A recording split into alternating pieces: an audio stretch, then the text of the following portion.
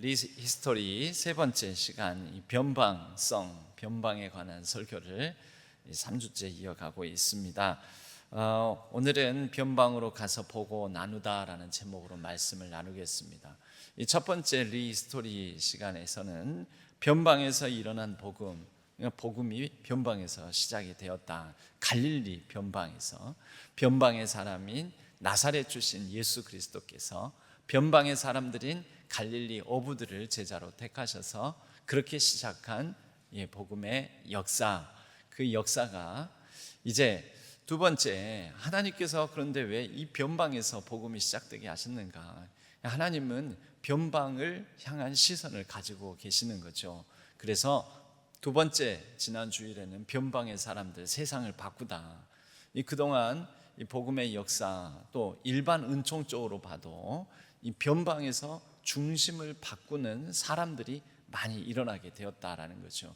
변방이 지닌 독특함 때문에 그렇습니다. 그것은 중앙의 통제력이 약하기 때문에 소외되고 쇠퇴하고 몰락한 각 변두리 지역일지 모르지만 오히려 중앙의 통제가 약하기 때문에 새로운 세계화에 접촉할 수 있는 그런 이 탁월함이 있는 거죠. 또 개방적이고 뭔가 새로운 것을 수용하고자 하는 마음이 있고, 그리고 위기에도 취약하지만, 이거는 위험한 것이지만 위기에 취약하기 때문에 위기 상황 속에서 살아남고자 하는 이 몸부림을 더 치게 되는 거죠. 그것이 변화의 원동력이 됩니다.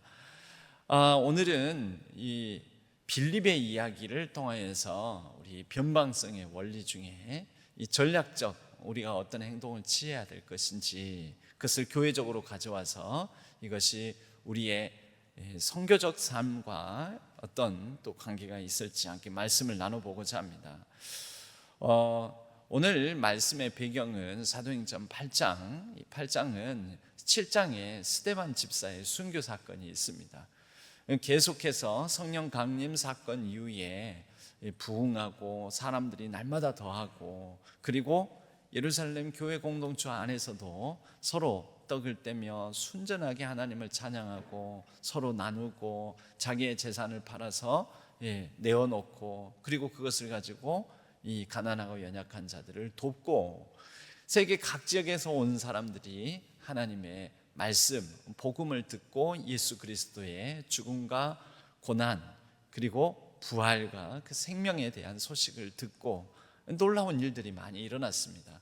그렇게 너무 큰 부흥이 일어나니 이제 섬기는 사람들이 부족해서 7 집사를 선택해서 믿음과 성령이 충만한 자 7 집사를 택하여서 또 그들에게 구제에 관한 일, 이런 일들을 맡기게도 되었던 거죠. 그 7 집사 중에 한 명이 스데반 집사입니다. 이 스데반 집사가 그런데 핍박을 받아서, 특히 사울 무리, 나중에 바울로 이름이 불려지게 되지만, 이 사울과 함께하는 유대주의자, 율법주의자들에 의해서 돌에 맞아 순교를 당하는 일이 펼쳐지게 됩니다. 그리고 그 이후에 이 예루살렘 교회 공동체가 이렇게 급격하게 성장하는 것을 시기한 나머지 유대주의자들에 의한 핍박이 거세게 일어나므로 이제는 한데 모여, 예루살렘 안에 한데 모여 그렇게 큰 부흥의 역사를 계속 이어나가기가 어렵게 되었습니다. 그래서 각 지역으로 흩어지게 되죠. 각 지역으로 흩어진 가운데 이 빌립 집사는 사마리아 지역으로 가게 됩니다. 그리고 그 사마리아 지역에서 또 복음의 놀라운 부흥을 맛보게 됩니다. 예루살렘을 중심으로 놓고 보면 사마리아는 변방입니다. 변방으로 나아가는데, 그 변방으로 나아가서 복음으로는 그곳은 황폐한 곳 아니겠습니까? 그런데 그 변방 지역, 황폐한 곳에 가서 복음의 씨앗을 뿌리고, 또 마치 기다렸다는 듯이 이 복음을 받아들이는 사람들, 이 사람들을 추수하게 되었습니다. 그렇게 해서 사마리아에 큰 부흥의 역사가 일어나고 큰 기쁨이 있게 됩니다.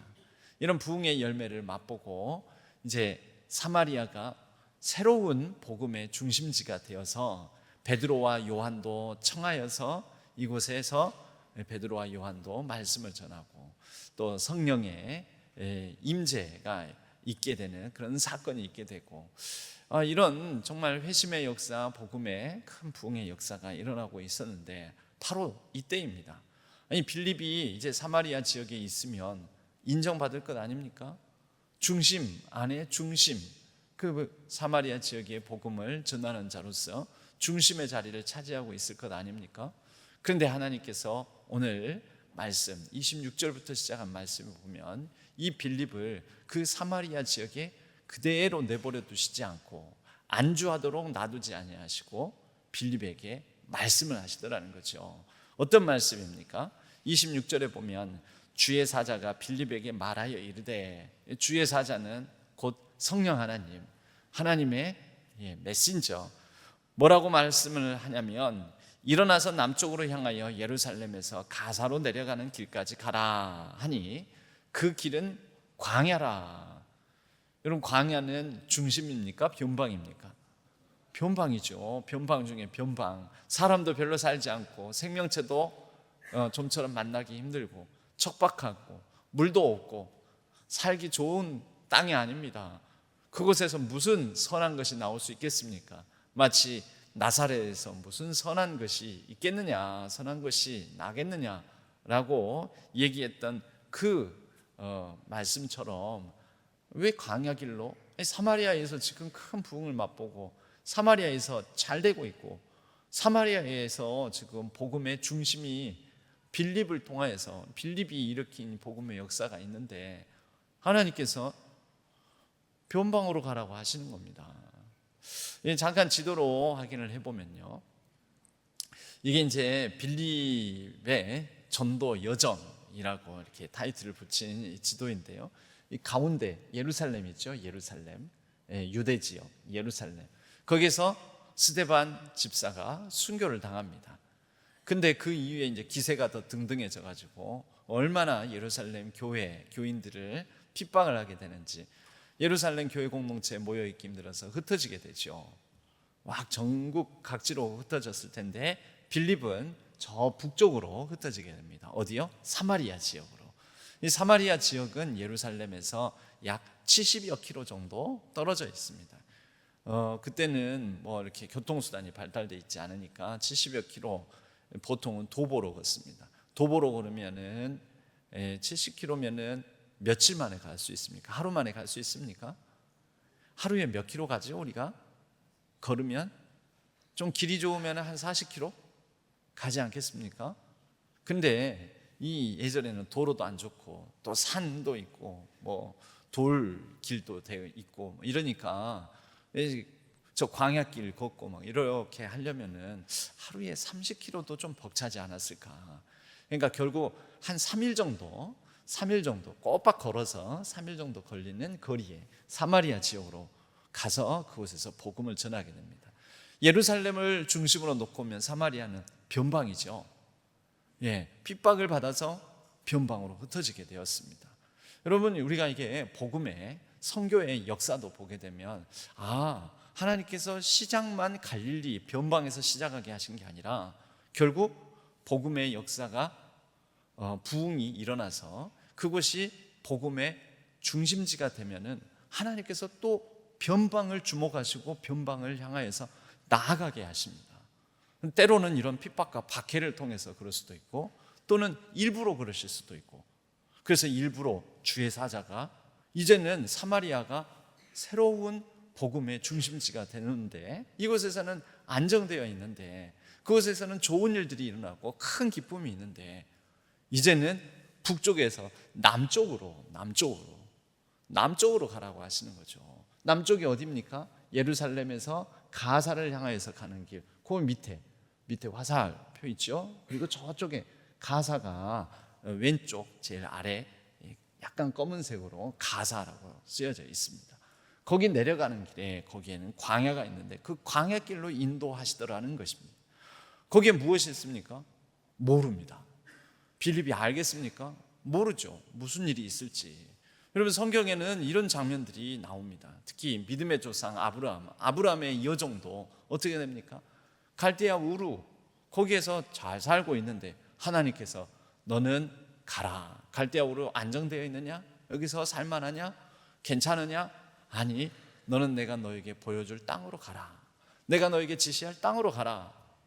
거기가 어디입니까? 갈대아 우르를 중심으로 놓고 보면 가나안 땅은 변방입니다. 근데 변방으로 가라고 하시는 거죠. 여러분, 이렇게 우리 성경을 깊이 읽으면 읽을수록 이런 관점에서 놓고 보면 하나님은 우리의 삶이 그냥 이만하면 좋으니 적당하게 이 정도면 안주할 만하고 이 정도면 평안하고 이만하면 됐다 싶을 때 하나님께서는 새로운 변방의 길을 제시하시고 보여주고 모험을 걸게 하십니다. 모험은 한편으로는 위험한 것이죠.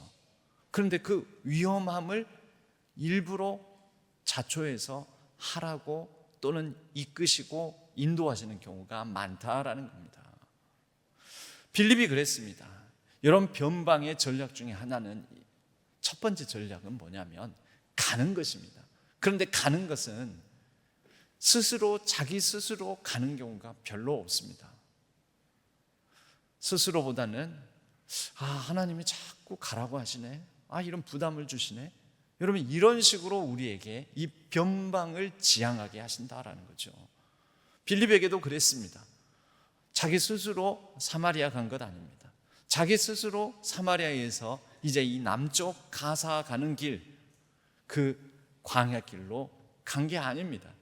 주의 사자가 또는 예루살렘 핍박을 통하여서 이렇게 변방으로 또 변방으로 이렇게 발걸음을 내딛게 되었던 거죠. 여러분, 그럴 때 필요한 게 무엇입니까? 그곳에 무슨 하나님의 뜻이 있겠지요. 그곳에서 하나님께서 보여줄 놀라운 일이 나는 지금은 모르지만, 나에게는 안 보이지만 있을 것으로 믿습니다 하고 믿음의 순종이 필요합니다. 빌립은 믿음으로 순종합니다. 여러분, 변방 전략 중에 하나는 믿음의 순종이 있습니다. 변방은 스스로 가지 않습니다. 하지만 하나님께서 그 땅을 향하여, 그 지역을 향하여, 그 변방을 향하여 보게 하시고 이끄신다면 여러분, 그럴 때 필요한 것은 순종의 걸음을 내딛는 것이지요. 그래서 그는 일어나 갑니다. 27절 상반절에 보면 일어나 가서 갑니다. 거기에 뭔 선한 일이 있겠어? 여기에서 일 잘 되고 있는데. 그는 변방으로 갔습니다. 이제 변방에 대한 이야기하면서 일본의 변방인 가고시마 지역, 옛날 이름이 사스마 번이라는 이름을 가지고 있는데요. 이 사스마 번의 영주는 시마즈 가문이었습니다. 당시 이 19세기 중반에 일본의 변방인 가고시마 사스마 번의 영주는 시마즈 나리아키라라는 사람이었습니다. 근데 그는 이 변방의 영주로서 놀라운 결정을 합니다. 그것은 뭐냐면 당시 일본이 세국 정책으로 양이 정책을 펼치고 있었습니다. 양이 서양 세력을 배척하는 정책. 우리나라에도 그런 흥선대원군 때 그런 정책이 있었죠. 세국 정책. 꽁꽁 문 닫아 걸고 들어오지도 나가지도 못하게 만드는. 그래서 그때는 양이 서양과 교류를 하게 되면 심지어 사형을 시키는 그런 형벌을 내리기도 했습니다. 그런데 일본의 중심은 그렇게 꽁꽁 걸어 잠고 있었는데 그 변방에 해당되는 가고시마의 영주 시마즈 나리아키라라는 사람은 문을 열어 제낍니다. 새로운 문물을 받아들이기로 결정합니다. 우리는 중앙에서 멀리 떨어져 있다. 그래서 이것이 우리의 약점이다. 그러나 이 약점이 우리의 기회다. 우리가 먼저 배우고 실험할 수 있다면 우리에게는 먼저 접하고 먼저 배우고 먼저 실험할 수 있는 자유가 있다. 이렇게 얘기를 합니다. 그리고 서양과 교류를 합니다. 그리고 이것이 이 이후에 일본의 중심까지도 뒤집어 엎는 출발점, 시작점이 되었던 것입니다. 여러분, 하나님께서 왜 우리에게 변방을 주목하여 보라 그러고 변방성을 지니라고 하고 변방으로 가라고 하실까요? 여러분, 거기에서 바로 기대가 되고 계획이 되고 예상이 되는 결과가 아니라 그 이상의, 하나님은 너머에서 일하시는 분이죠. 우리가 생각하는 것 너머에서, 기대하는 것 너머에서 일하시는 분이죠. 기대 밖에, 우리가 예상하는 것, 우리의 생각, 인식 밖에 놀라운 일들을 바로 이 변방에서, 변방의 만남을 통해서 이루시기 때문에 그렇습니다. 그래서 변방으로 가라고 하는 것입니다. 여러분, 이 변방으로 가라고 하는 것을 조금 신앙적 말로 뭐라고 하는지 아십니까? 그것을 선교적 삶이라고 합니다. 선교적 삶.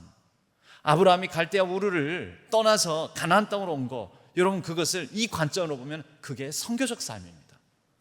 선교가 무엇입니까? 선교, 미셔널 라이프, 미셔널의 이 미션에다가 형용사형 전미어를 붙여서 미셔널이라고 하는데요. 미션이 무엇인가요? 하나님의 명령, 하나님의 말씀. 그런데 하나님의 명령과 말씀은 다 변방성을 지니고 있다라는 거죠. 변방을 주목하여 보라, 변방으로 가라, 너는 광야길로 가라. 주의 사자가 이끄시니, 소아시아 지역에서 이제 내가 복음을 전할 만합니다. 바울은 그래서 소아시아에서 이 복음을 전하고자 하였지만 자꾸 주의 영이, 예수의 영이 허락지 아니하시고 자꾸 어디로 가라고 하십니까? 나중에는 환상 중에 나타나서 마게도니아의 환상을 통해서 건너와서 우리를 도우라. 여러분, 바울의 마음에는 그 유럽 지역은 변방이었습니다. 아니 뭐 유럽은 로마 세력이 더 강한다는데, 로마와 더 가까워지는 데인데 왜 저곳으로 가라고 하나? 여러분, 복음을 전하는 선교적인 의미에서는 거기는 광야죠. 그런데 그 변방으로 가라고 하시는 거죠. 위험한 곳, 모험을 걸어야 되는 곳, 어색한 곳, 익숙치 않은 곳 가라라고 하시는 겁니다. 익숙한 소아시아보다는 유럽으로 가라. 여러분, 이것이 바로 선교적 삶이요, 바로 그러한 변방을 주목하여 보고 가라라는 하나님의 미션에 순종하는 교회를 선교적 교회라고 합니다. 우리가 한 번도 해보지 않은 것, 우리가 주목하여 보지 않았던 것, 뭐 그런 걸 굳이 우리가 해야 되나? 우리가 거기까지 가야 되나? 그런 새로운 것을 한번 시도해 봐야 되나? 그런 실험적인 거 하다가 잘 안 되면 어떡해? 그런데 하나님은 하라고 하시는 거죠. 하나님은 변방으로 가라고 합니다. 우리 삶에 때때로는 이미 다가와 있는, 이미 겪고 있는 광야적 삶이 어쩌면 우리에게 하나님께서 허락하신, 보내주신 하나님의 미션이 있는 변방일 수 있습니다. 때로는 불편한 관계일 수 있습니다. 새로운 시도나 도전, 새로운 제도일 수도 있습니다. 그런데 하나님은 거기에 나서라고 하시는 것이죠.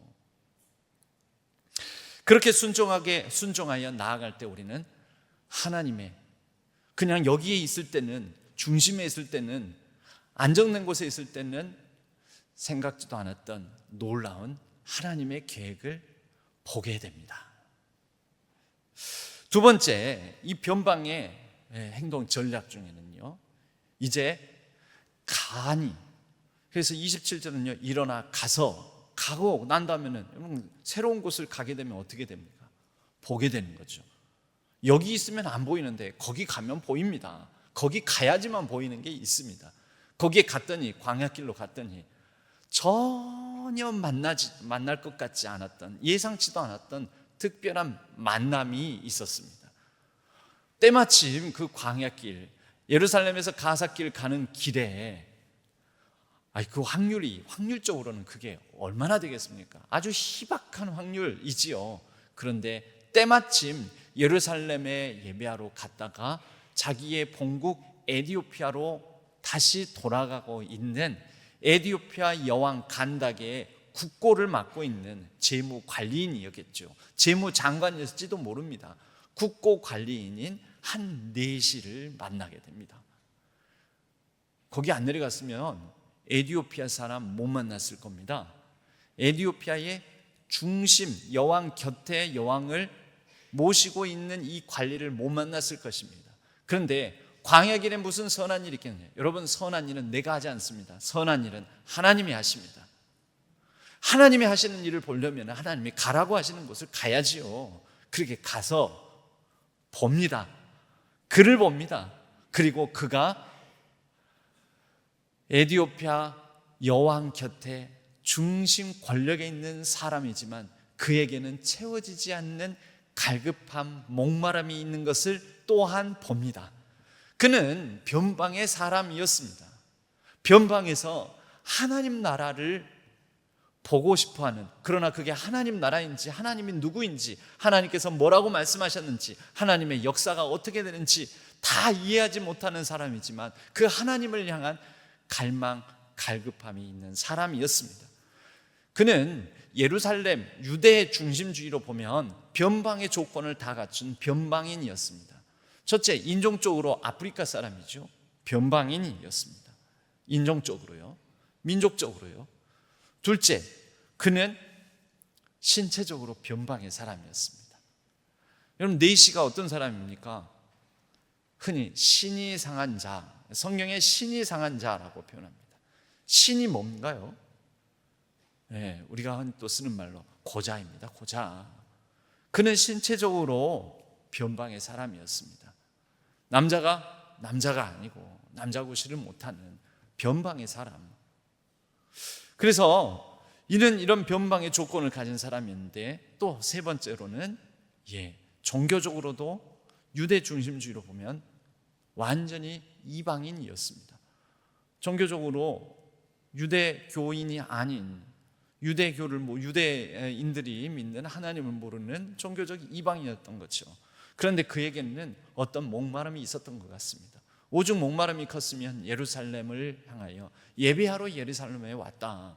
그에게는 이 탐구하는 마음이 있었던 거죠. 진리를 추구하는 마음. 인생이란 무엇일까? 내가 정말 제대로 된 신을 만나고 싶다. 그 신을 알고 싶다. 그 신을 하나님이라고 합니다. 그러니까 하나님을 추구하는 자, 그는 구도자였습니다. 구도자. 여러분, 변방으로 나가면 우리는 가게 되면 보게 되는데요. 무엇을 보게 되냐면 사람들이 번듯하게 잘 살고 있는 것 같아도 그냥 대충만 보면 모릅니다. 그 사람의 삶 속으로 가보지 않으면 발견할 수가 없습니다. 그런데 그 사람의 결핍감이 있더라는 거죠. 목마름이 있다라는 거죠. 아쉬움이 있더라는 거죠. 이 사람이 지금 하나님을 기다리고 있구나라는 게 보인다라는 겁니다. 가야지만 보이는 게 있습니다. 선교지에 가면은 추수를 기다리는 사람이 이렇게 많구나. 안 가면 모릅니다. 접경 지역에 가면, 변방에 나아가게 되면 하나님께서 보여주시는 영혼들, 목마른 영혼들, 갈급한 영혼들이, 진리를 찾는 영혼들이, 예수를 기다리는 영혼들이 많은 것을 보게 됩니다. 여러분, 길 위의 여정, 이 광야길로 나가지 않았습니까? 빌립이 길 위의 여정, 길 위의 여정을 걷지 않으면 알 수도 없고 볼 수도 없고 느끼지도 못하고 또 얻지 못하는 게 많습니다. 지금 길 위의 여정을 제 표현으로는 온전히라고 표현합니다. 온전히. 여정 중에 길 위에서 우리는 새로운 시각, 새로운 세계, 새로운 통찰을 얻을 수 있다라는 거죠. 그래서 광양 온전히, 순천 온전히, 전주 온전히, 부산 온전히, 마카오 온전히, 제주 온전히, 제가 온전히라는 이런 이름을 붙여서 여러 가지 이 변방으로, 여기가 중심이죠. 늘 익숙한 곳이 중심입니다. 나에게 익숙한 거, 내가 늘 적응할 필요도 없이 살아왔던 대로 사는 곳, 내가 늘 봐왔던 것을 보는 것, 여러분, 이게 익숙한 곳 중심이죠. 그런데 중심을 벗어나 변방으로 나아가게 되면 그곳에서 새로운 인사이트, 통찰을 얻고 새로운 것을 보게 되는 경우가 많습니다. 세계는 넓고 와, 하나님께서 이렇게 세계, 내가 잘 모르는 세계 각 지역을 이렇게도 이끄시는구나. 그리고 이전 수백 년 전부터 또한 그렇게 하나님께서는 역사를 주관하시고 이끌어 오셨구나. 여러분, 우리는 그것을 보고 확인할 수 있게 되는 거죠. 여러분, 우리 신앙교회는 우리에게는 익숙할지 모르지만 광주광역시 안에 신안동이라는 이 변방을 100년 동안 지켜온 교회로서 사실은 많이 안정되어 있습니다. 여러분, 안정이 좋습니까? 안정이 좋습니까? 제가 그러면 대기가 안정하여 오염물질이 심화되고 이런 표현 들어보신 적 있습니까? 여러분, 모든 안정이 좋은 게 아닙니다. 여러분, 대기, 이 공기의 흐름이 안정되어 있으면 어떻게 되는지 아십니까? 공기의 흐름이 안정되어 있으면 지상에서, 우리 이 땅에서 오염물질이 막 배출되죠. 공장 굴뚝에서 매연이 막 나오죠. 자동차에서 배기가스가 나오죠. 그런데 공기가 딱 안정되어 있으면 오염물질이 흩어지지가 않습니다. 안정되어 있으니까요. 안정이라는 것은 뭐냐면 공기가 위로도 날아가고 옆에서도 바람이 들어오고 저리도 날아가고 막 흩어지고 섞여야 되는데 안 섞이는 거예요. 가만히 있는 거예요. 그러다가 기온의 변화, 기온차가 생기면은 습기를 머금어가지고 그것이 안개를 내는데 그 안개를 마시면 우리 호흡기로 다 들어가요. 그러면서 기관지 천식, 그거요, 기침하시잖아요. 기관지 천식이 있는 분들은 막 더 폐에 안 좋아요. 감기도 더 자주 걸리고 아프는 거예요. 어떻게 돼야 돼요, 여러분? 대기가 불안해지게 되면 이게 다 섞여가지고 날아가 버려요. 여러분, 안정이 좋아요, 불안정이 좋아요?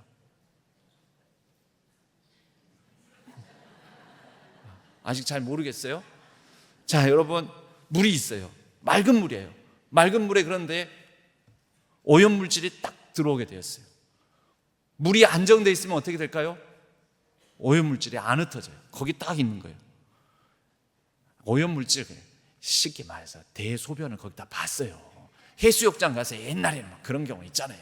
여러분, 그런 적 있죠? 여러분, 해운대 해수욕장을 갔는데 그 막 몇십만 명이 오는데 그 사람들이 거기 가서 한 번이라도 소변 한 번만 봤다 해봐요. 그런데 그 바다가 그날따라서 파도도 안 치고 안정돼 있어. 어메 든지러라.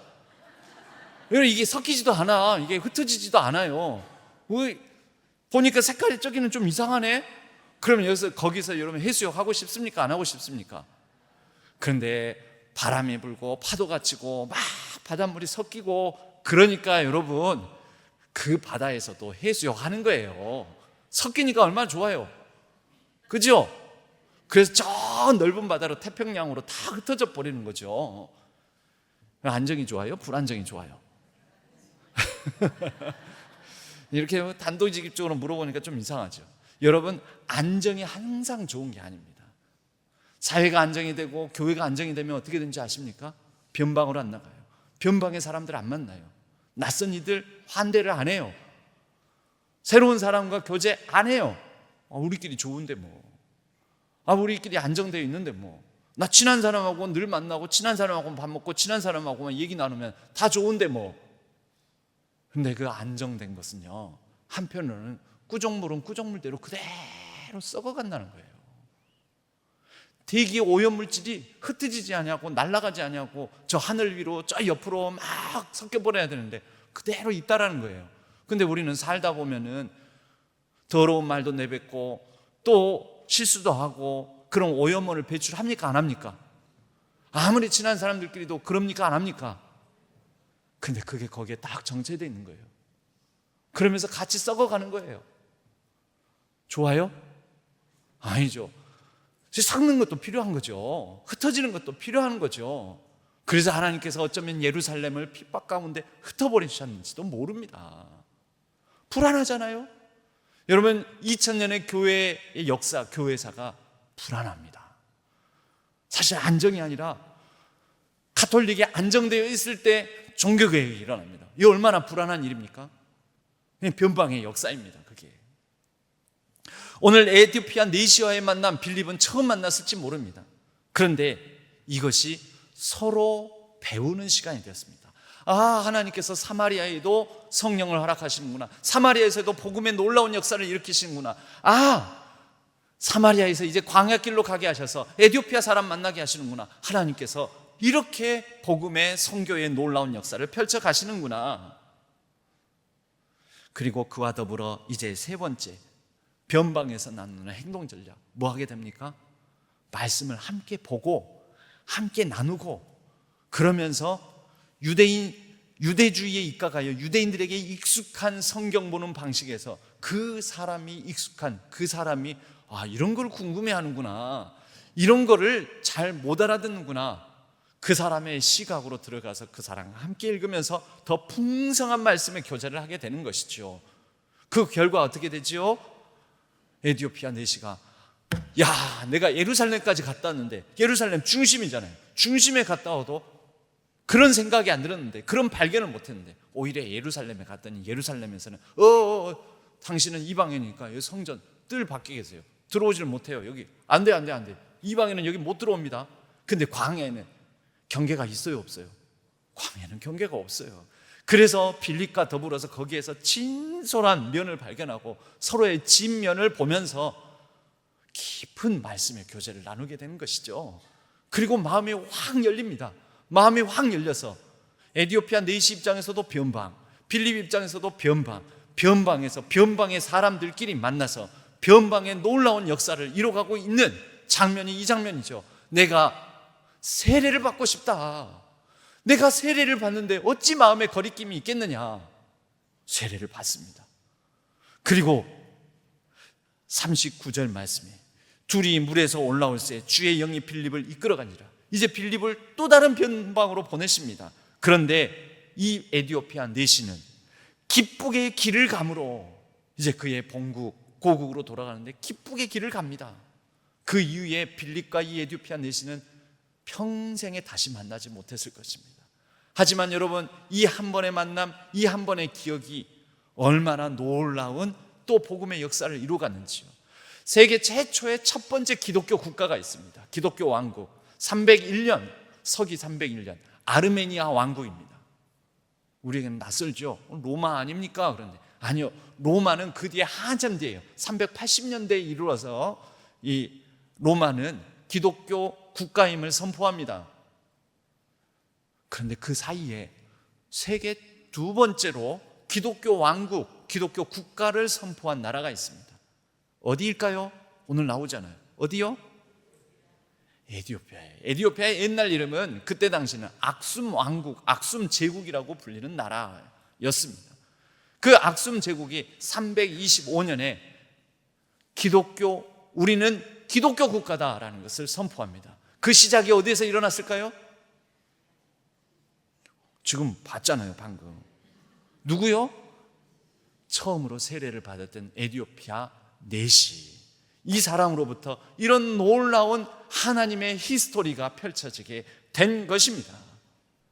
변방으로 가서 변방에서 같이 보고 변방에서 같이 나누고, 여러분, 가는 전략, 보고 보는 전략, 그리고 나누고 말씀을 나누는 전략. 여러분, 이 세 가지가 변방에서 일으키는 놀라운 역사인 것입니다. 여러분, 온전히 그 현장에서, 그 자리에서 서로가 서로의 모습을 평소에 이렇게 군중으로 모이는 예배의 자리가 아닌 그곳에서 서로를 진면을 발견할 수가 있습니다. 이런 면이 있었구나. 예를 들면 저에 대해서도 목사님에게 이런 면이 있었구나. 목사님이 이런 성격이구나. 저만 그러겠습니까? 서로 간에 그 가운데서 3년, 4년, 5년, 아니 10년을 같이 예배드리고 말씀 듣고 했는데도 그때 몰랐던 것들을 발견하고 그런 가운데서 스파크가 일어나는 경우도 많다라는 거죠. 여러분, 저는 이러한 온전히가 우리의 교회 안에서도 이루어지기를 바랍니다. 그것이 작은 모임으로 모이는 소그룹입니다. 소그룹. 우리에겐 낯설고 어색할지 모르죠. 뭔 주일 설교 말씀 가지고 우리끼리 뭘 나눠. 근데 그럴 때 여러분, 풍성한 말씀의 교제가 이루어지면서 서로 보고 배우는 거죠. 이 가고시마라는 지역에는요, 독특한 교육 시스템이 있었습니다. 고주쿠라는 시스템이 있었는데, 이것은 6살, 7살 어린이부터 청년까지 함께 모여가지고 선배로부터 배우고 또 자기 하급자로부터도 배우고 서로 주거니 받거니 신분과 나이를 초월해서 함께 배우는, 함께 보는 학습 공동체가 고주쿠 시스템입니다. 그리고 여기에서 네이클로바 꺾은 그 자리에선 그 줄기 따라서 네이클로바가 나오듯이 사이고 다카모리, 오쿠모 도시미치, 이런 사람들이 바로 메이지 유신의 주역이 되었던 이 사람들이 바로 이 고주쿠 시스템, 고주쿠 출신들입니다. 여러분, 신앙의 고주쿠는 뭘까요? 그게 바로 작은 모임으로서, 작은 만남 속에서 서로의 진면을 발견하고 말씀의 교제를 나누고 서로 친한 사람만이 아니라 이런 모임이 아니면 만나지 못할, 나하고 세대가 다르고 때로는 생각이 다르고 형편이 다른 사람들끼리 만나서 나누는 가운데서 여러분, 목마른 사람의 갈증이 채워지고, 내가 이제 하나님에 대해서 더 잘 알게 되었다라는 역사가 일어나게 된다라는 것이죠. 여러분, 이런 변방의 만남은 변방으로 가서 변방에서 보고 변방에서 나누는 일을 통해서 기쁨이 더 충만한 역사가 펼쳐집니다. 저와 여러분의 변방은 어디입니까? 교회 밖 직장, 믿지 않는 가족, 소외된 이웃, 또 우리 자신이, 내 삶 자체가 지금 변방에 있다고 혹시 느껴지지는 않습니까? 여러분, 그런데 그 변방이 하나님의 히스토리가 펼쳐지는 놀라운 역사의 현장임을 주목하시고 경험하시고 그리고 새로운 관점으로 바라보시면서 그 변방의 리스토리를 이뤄가시기를 바랍니다. 여러분, 변방으로 가십시오. 때로는 일부러라도 가십시오. 변방을 보십시오. 변방에서 바라보십시오. 변방의 사람들을 주목하십시오. 그리고 변방에서 변방과 함께 나누십시오. 하나님의 역사가 거기에서 새롭게 펼쳐질 줄로 믿습니다. 바로 그런 변방에서 변방과 함께하는 우리 신안교회 되기를 주님의 이름으로 간절히 축복합니다.